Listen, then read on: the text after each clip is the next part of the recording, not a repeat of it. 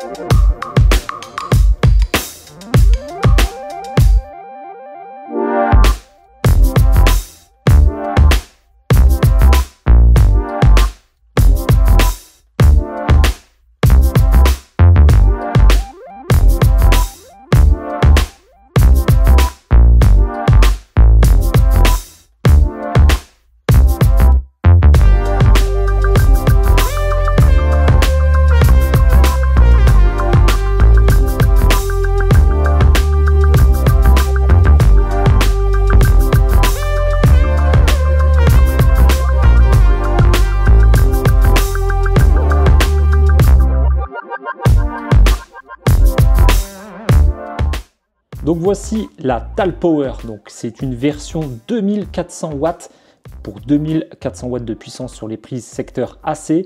C'est une 2160 Wh de stockage et je vous montre sa petite sœur, ou on va dire sa sœur jumelle même. Et oui, c'est exactement la même chose que la Fossibot F2400. C'est les mêmes caractéristiques, on retrouve quasiment les mêmes connectiques placés différemment, mais honnêtement on retrouve sensiblement la même chose au niveau du châssis. Deux poignées, une trappe ici sur le dessus avec tout le câblage, les prises secteur sur la droite où on en retrouve trois, exactement la même chose ici, à part que là il faut simplement appuyer. Trois prises secteur, on retrouve deux ventilations, là ici elles sont cachées derrière des caches, là il n'y en a pas, mais au final c'est exactement la même chose. Et de l'autre côté on va retrouver également la prise secteur AC pour la recharger et du XT90. Par contre, je crois qu'ici, sur la Fossibot, c'est du Anderson. Donc c'est la seule différence entre les deux. Sinon, on retrouve exactement les mêmes connectiques, le même bouton de réglage, toujours pareil, placé différemment, mais au final, voilà, c'est exactement les mêmes batteries. Et en plus, quand on les démarre, elles font quasiment le même bruit au niveau des ventilateurs. Donc je pense qu'au niveau des pièces utilisées, on est sur quelque chose de totalement identique à la Fossibot. La plus grosse différence qu'on va noter sur la face avant, c'est surtout son grand écran avec son gros affichage très lisible. Alors par contre, pas super lumineux, mais on va dire qu'on voit de très loin les chiffres. Donc c'est très appréciable. Regardez ici, là c'était pas plus lumineux sur la Fossibot F2400, mais voilà, les écritures étaient un petit peu plus petites. Ici c'est un peu plus grand, c'est un petit peu différent, mais bon, au final on retrouve exactement la même chose, les mêmes dispositions également. Si on compare, on va voir ici la sortie ici et l'entrée ici au niveau de la puissance, le pourcentage au centre, le nombre d'heures ou de minutes restantes juste en dessous, et différents logos qui apparaîtront quand on allumera certaines prises. Par exemple ici, si j'allume les DC, on va retrouver voilà, différents logos ici, ici et ici, et on va retrouver la même chose ici si j'allume également par exemple les prises DC, DC, hop, voilà, là et là. Donc bon, à part un écran plus grand, en termes de caractéristiques, on sera sur quelque chose, voilà, comme je le disais, de totalement identique. Donc on refait rapidement le tour des specs. On est sur une batterie LFP, donc 6000 cycles de durée de vie, on va dire à 80%. On retrouve trois prises secteur AC qui peut supporter 2400 watts de puissance en sortie maximum. On va retrouver une prise 12 volts allume-cigare ici, standard, comme toutes sur les batteries maintenant qu'on retrouve. Une prise 12 volts 25 ampères de type XT60. Le bouton d'allumage ici. Le réglage de puissance de 300 watts jusqu'à 1100 watts maximum pour la recharger sur prise secteur. Le bouton on-off ici pour tout ce qui est port USB. Les ports USB on est gâtés. Deux ports USB-A en quick charge. Un port USB type C de 20 watts. Un deuxième, un troisième et un port USB type C de 100 watts. Le petit bouton ici pour les allumer. Je me suis trompé ici, c'est le petit bouton pour allumer ici les prises du dessus. Un grand bandeau lumineux. On retrouve également un bandeau lumineux sur la Fossibot. Voilà pour ce qui est de la face avant. Et sur le côté, donc je disais la prise secteur, une prise XT90 et le petit bouton de disjonction. À l'arrière, la grosse étiquette avec toutes les informations. Fonction UPS, 500 watts de solaire maximum en entrée sur l'XT90. Donc vous voyez, en termes, j'ai envie de dire, de spécificité, comme je le disais, hein, c'est la copie conforme de la Fossibot F2400. Et au-dessus, on va retrouver la petite trappe de rangement. Et on retrouve également une notice en français. Merci Talpower pour ceci. Donc comme d'habitude, le petit protocole de test, mais bon, il n'y aura pas de surprise, hein, vu qu'on a déjà testé celle-ci. D'ailleurs, si vous n'avez pas vu la vidéo, je vous invite à aller la voir avec le petit i en haut à droite de l'écran. Donc, on va brancher un MacBook Air et on va voir ce que ça donne. Donc, on va se brancher directement sur le 100 watts, hein, évidemment, le plus puissant. On branche, hop, j'allume ici.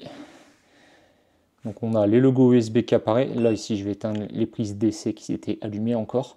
Donc, on a un logo USB-C, enfin USB-A, pardon, et USB-C juste à côté. Et là, on peut voir qu'on on tire 60 watts pour le MacBook Air. Donc, c'est pas mal, vraiment pas mal.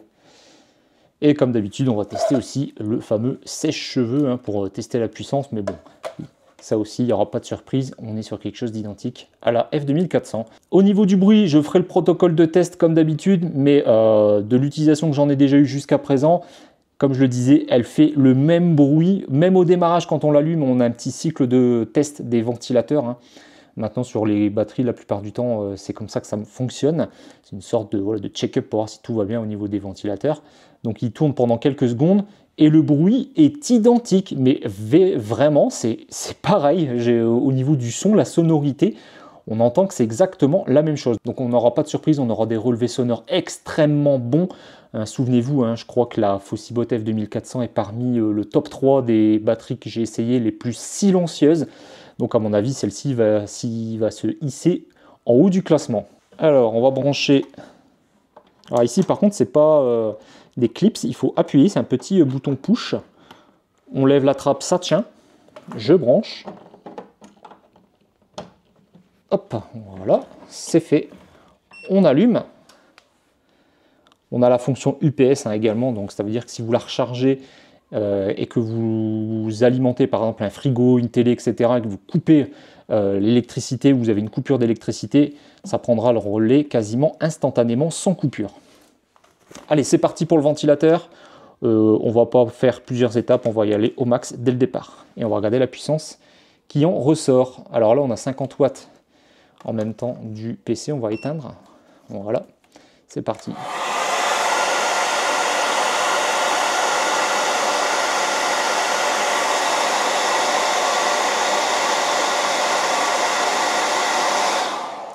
Vous avez vu quasiment 1800 watts, les doigts dans le nez. Donc, on va procéder comme d'habitude au protocole de test sonore. J'utilise toujours le même téléphone, la même application, toujours à 30 cm du bord du téléphone, de la batterie. Je mettrai mon micro au milieu pour vous redonner une ordre d'idée, hein, du son que donne cette batterie quand elle ventile. Mais bon, comme je vous l'ai dit, on est sur le même bruit que sur la F2400. Donc ici, je suis en train de la recharger. J'ai oublié de vous montrer ici le petit réglage du bouton. Vous voyez ici, je l'ai mis au maximum, mais comme je suis déjà à 85%, ça ne montera pas à 1100 watts. On est bridé à 550 watts parce qu'on est quasiment au maximum. Et si je la mets sur 300, vous allez voir qu'en fait, on descend même en dessous du fait qu'on est proche du 100% au niveau de la batterie. Vous voyez autour des 100, je crois que c'est autour des 140-150 watts. Donc voilà, ça varie un petit peu, 150, voilà. Des petites variations à ce niveau de puissance quand on est quasiment, on va dire, proche du 100%, ça recharge plus lentement. Mais pour autant, ce qui est étonnant, c'est que si on augmente, vous voyez là, si je passe sur 500 watts, on va grimper un petit peu plus. On ne sera pas à 500, mais on sera un petit peu plus élevé. Voilà, là, on se rapproche des 300 watts. Donc, je ne comprends pas trop ce système. Pourquoi, quand on se rapproche près du 100%, on a beau régler ici, ça ne devrait plus bouger. Si elle baisse la puissance en étant réglée à 300, c'est qu'elle a besoin de ne pas se recharger trop vite, ou alors c'est pour quand même se donner une petite marge au cas où on aurait besoin de la recharger vraiment à pleine puissance rapidement pour qu'elle soit vite à 100% parce qu'on en aurait besoin, il nous laisse peut-être du coup quand même cette marge de progression, enfin de puissance de réglage, même si on se rapproche des 100%. Donc je fais le protocole de test, j'attends qu'il n'y ait plus trop de bruit, parce que j'ai un petit peu de bruit aujourd'hui avec les voisins, etc. Je vais essayer d'avoir un laps de temps très court. Là, elle se recharge, elle ventile même pas, donc il faut déjà que je réussisse à la déclencher pour pour que la ventilation se mette en route pour le son. Mais pour l'instant, rien du tout. Je pense qu'en la mettant au maximum, hein, en la rechargeant comme ça, au bout d'un moment, elle va se mettre à ventiler. Puisque voilà, habituellement, quand je la recharge sur prise secteur, elle fait des cycles de ventilation de temps en temps pour se refroidir. Donc là, il faut que j'attende, elle va déclencher. Et au moment où elle déclenchera, je prendrai les mesures. Et petit rappel, je suis allé voir dans le tableau récap des bruits de toutes les batteries que j'ai pu tester. Et voilà, j'avais raison, elle n'est pas dans le top 3, elle est même top 1. Hein, c'est la batterie la plus silencieuse de toutes celles que j'ai déjà essayées, et à mon avis, celle-ci, ça sera pareil. Elles seront tous les deux ex-aequo, ou en tout cas pas loin. Ce qui va déterminer la différence de bruit, ça va être en fait voilà, la variable d'erreur, hein, puisque forcément, on ne peut pas reproduire à l'identique toujours un bruit ambiant dans une maison. Donc voilà, on verra au niveau des mesures ce que ça donne.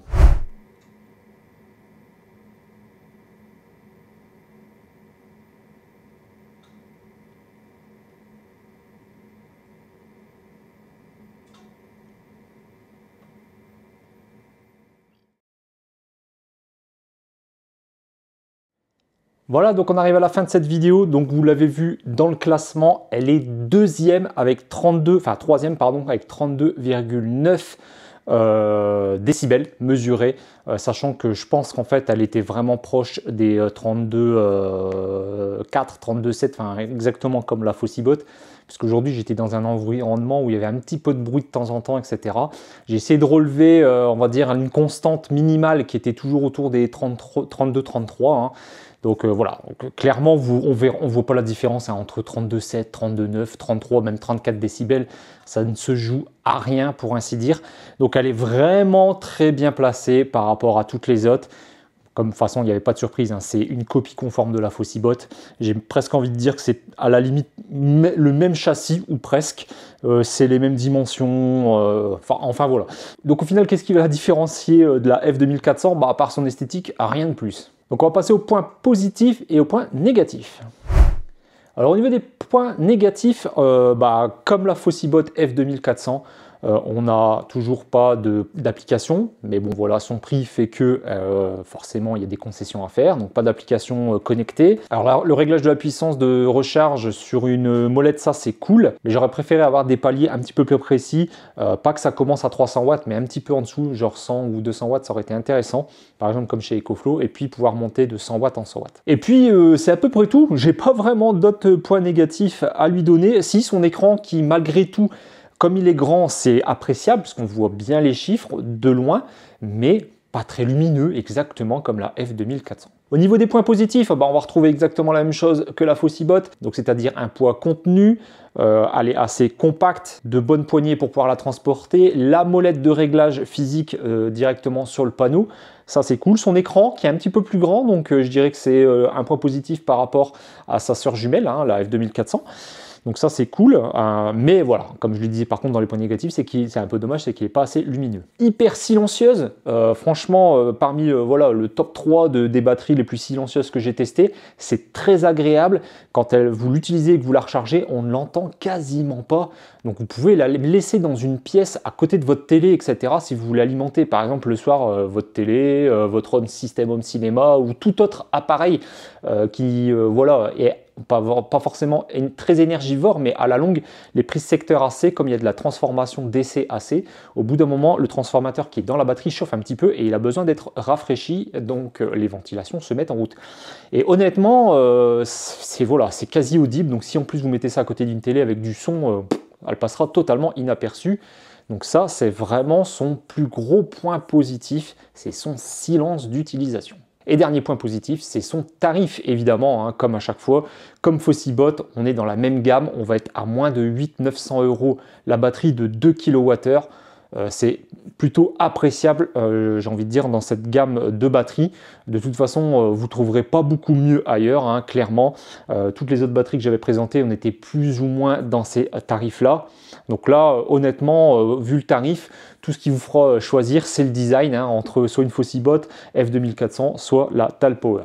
Voilà, bah écoutez, si cette vidéo vous a plu, comme d'habitude, le petit pouce en l'air, ça fait toujours plaisir. Abonnez-vous pour suivre les prochaines vidéos qui arriveront. Activez la petite cloche, comme ça vous serez notifié. Si ce produit vous intéresse, les liens sont en description comme d'habitude et vous retrouverez un petit code promo pour faire encore baisser la facture si vraiment ce produit vous intéresse et vous voulez vous le procurer. N'hésitez pas à aller faire un petit tour sur mon site internet, vous allez trouver aussi d'autres voilà, accessoires, codes promo, etc. intéressants, d'autres produits high-tech que j'ai déjà présentés sur la chaîne. Et sur ce, on se dit à bientôt pour une prochaine vidéo. Salut tout le monde!